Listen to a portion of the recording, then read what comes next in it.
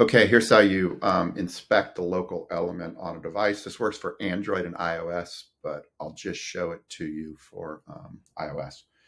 So there is something called the Appium inspector.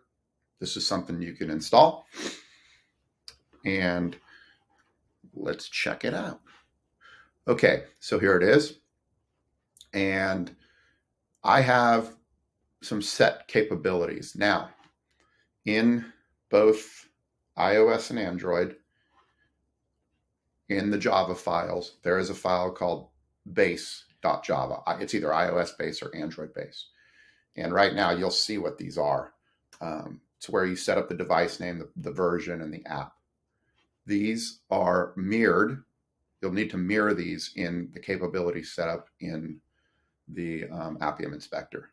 So for instance, here's the iOS. Same exact thing, right? 16.1, 14. And so this is now running on the simulator. I actually have this app running in the simulator. So what I'll do is I'll just say start session, and I think it'll close the app.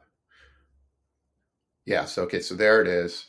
And so if I just go ahead and open this now, go back to the simulator, I just click open it, and I'll just, for instance, say create an account. And then if I come back to this inspector here and I hit refresh, you'll see that it comes up, and I can actually inspect these elements here. And there it is, right? These are like the key things, the XPath. So a lot of times we'll say get things by XPath. And in the Java file, if I go to register a new user test, and I scroll this, I'll show you where this is. So here it is right here.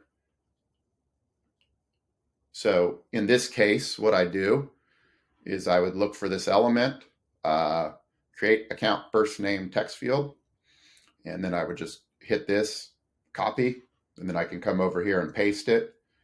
And in this case, I'm saying driver, find element by this name, and I'm sending the keys, the name Harris, the first name Harris.